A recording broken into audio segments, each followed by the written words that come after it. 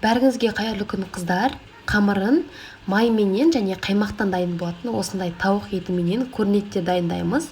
Жасалуын соңына дейін қараңыздар. Менің каналыма тіркелуді ұмытпаңыздар. Тегін рецепттермен көптеп бөлісетін боламын. Ең алдымен біз қаймағымызды 20% қаймағымызды ыдысымызға салып, үстіне ас содасын қосамыз. Жақсылап көлем ұлғайғанша араластырып аламыз. Үстіне тұз саламыз және ерітілген сары майымызды осылай құятын боламыз, араластырып отырамыз. Және електен өткен ұнымызды осылай басында аз-аздан салып отырамыз. Қоюланғанша қасықпенен араластырамыз. Содан кейін қолменен барлық ұнды қосып, қолменен қамырымызды жинайтын боламыз. Қолға жабыспайтын, өте жұмсақ қамыр шығады бізде. Жасап көріңіздер осы қамырменен. Дайын болғаннан кейін қамырымызды 20 минут пакетке салып тындыруға қоямыз. Оған дейін салмасын дайындаймыз. Тауық етін алдын ала осылай турап аламыз және 2 дана пиязымызды және картопымызды 3 дана барлығын турап алып, бір ыдысқа саламыз. Пиязымызды, тауық етін және картопты 2 ас қасық сұйық май құйып, кішкене майлы болу үшін, содан кейін дәміне қарай тұз, бұрышын қосып, жақсылап араластырып аламыз.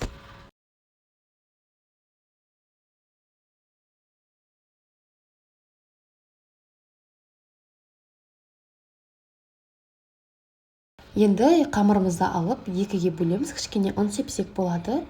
Теңдей 2 бөлікке бөліп, барлығын бізде 12 дана шығуы керек. Теңдей барлығын көлемін бірдей етіп, 12 бөлікке бөліп шығамыз. Бір-бірден шарик жасап, барлығын бір жерге жинаймыз осылай. Жаюға ыңғайлы болу үшін, содан кейін бетін қатып қалмау үшін пакетпен жауып қоямыз. Бір-бірден алып, кішкене ұн сеуіп, қамырымызды орташа көлемде, өте қатты да емес, өте қалың да емес, орташа көлемде жайып, ішіне салмамызды салып, көрнегімізді жасаймыз. Қалауыңызша осылай 4 данадан жайып алып салсаңыздар болады, немесе бір-бірден жасасаңыздар да болады. Жасау үлгісін көрсетейін. Міне осылай қамырдың жанынан жинап отырып, жабыстырып шығамыз. Қатты қылып жабыстырамыз, себебі ашылып кетпеуі керек. Қиын емес, жасасаңыздар өте оңай бүгіледі.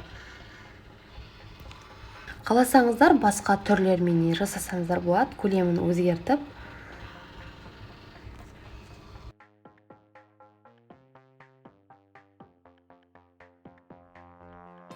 Барлығын жасап болғаннан кейін противенге осылай пергамент қағазын жайып, үстіне қойып шығып, үстіне жұмыртқаның сарысын жағып шығамыз.